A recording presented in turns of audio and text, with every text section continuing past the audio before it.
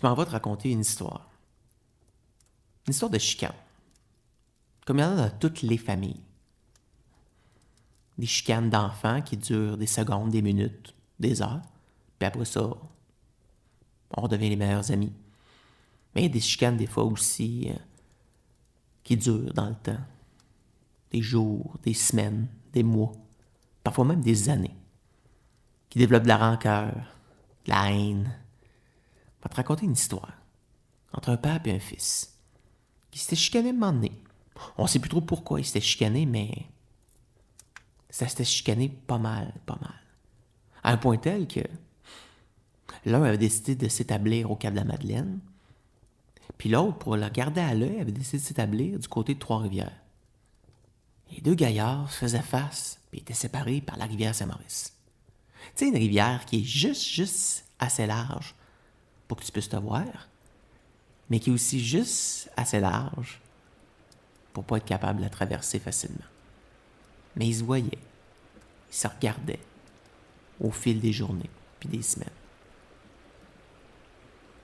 Le fils, du côté du Cap, faisait ses affaires bien correctes. Puis un jour, il y a un étranger. Il arrivait de quelque part de Québec, il avait pris le chemin du roi pour s'en venir.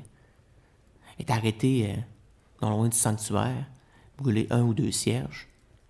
Peut-être passage. Tu sais, ces étranges-là qu'on voit passer, qui arrêtent des maisons, qui offrent leur travail, le bras, en échange d'un logis puis d'un repas. Tu sais, au fils, auriez-vous un travail à me faire faire, une clôture à réparer, du bois à tasser? Et le fils le regarde et dit, ça donne bien que tu sois là. Justement, un travail pour toi. Du côté de la maison, il y avait un tas de pierres. Un bon tas de pierres. Tu sais, des pierres là, que tu récoltes au printemps, dans le champ. Il avait tout pilé les pierres sur le bord de la maison, puis il a montré ça à l'étrange. Il dit, tu vois les pierres qui sont là? J'ai justement un ouvrage parfait pour toi. Puis ils sont descendus jusque sur le bord de la rivière Saint-Maurice. Tu vois la grande maison, l'autre bord de la rivière? C'est la maison de mon père. Ouais, juste en face de chez nous. Je suis plus capable de le voir, mon père. On s'est chicané il y a de ça bien des années, puis on n'est plus capable de se sentir. Puis moi, ben, je suis plus capable de le voir. Donc, avec toutes les pierres, ça me fabriquait un beau mur. Un mur assez haut pour que je sois plus capable de voir chez nous.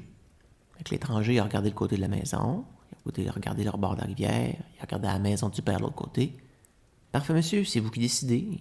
J'ai bien compris ce qu'il y a à faire. Vous pouvez me laisser travailler, vous allez voir, l'ouvrage va être bien fait. Ah, j'ai confiance. Le fils, il a montré où il pourrait dormir le soir.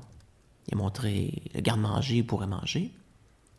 Parce que le fils avait, justement, des affaires importantes à faire. Il y a un petit voyage à faire de quelques jours. Il dit, je vais te laisser travailler.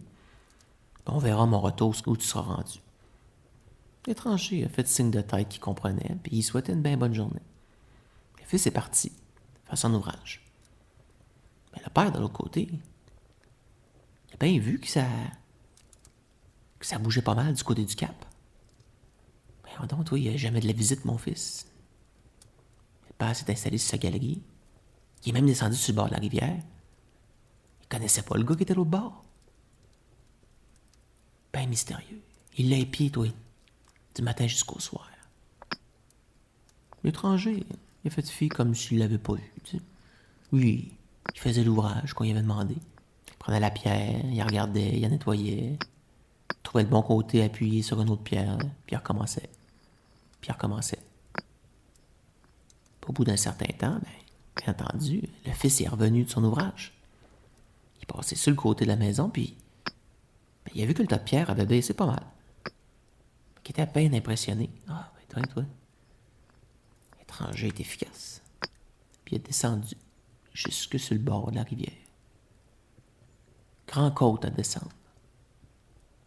Plus il avançait vers l'étranger, puis son ouvrage, plus son regard changeait.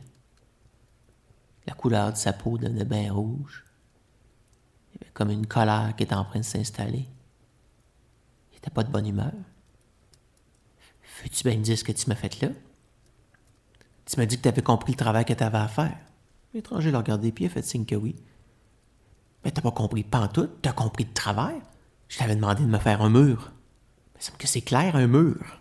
Tu pognes les pierres, tu les mets une par-dessus l'autre, tu fais un mur pour pas que mon père puisse me voir. Pourquoi c'est faire? Tu m'as fait un pont. Il s'apprêtait à l'engueuler comme du poisson pourri. Mais il n'y a pas eu le temps. Parce que, de l'autre côté de la rive, le père du fils traversé, en course, les larmes aux yeux, puis il a pogné son gars dans les bras.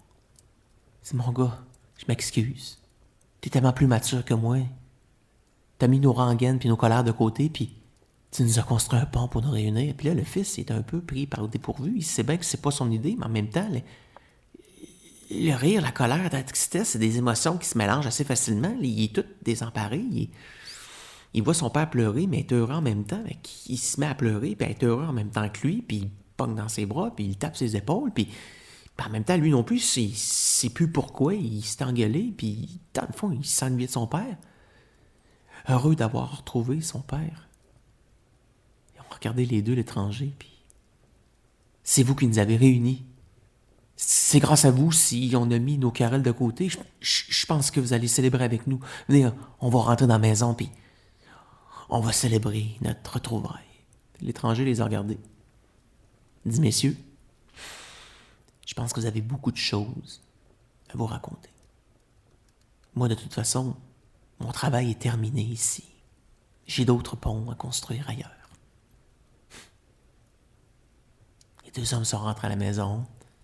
Ils ont vu l'étranger partir, reprendre les chemins, traverser le pont pour aller du côté des Trois-Rivières, puis disparaître à l'horizon. L'histoire s'est promenée. Tout le monde au Cap en a parlé, tu sais. Même du côté des Trois-Rivières, ils en ont parlé un peu, tu sais. C'est même venu aux oreilles du curé des Îlets.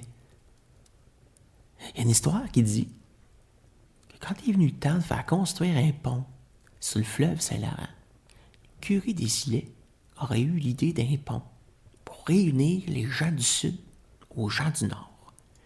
Un genre de pont de la réconciliation.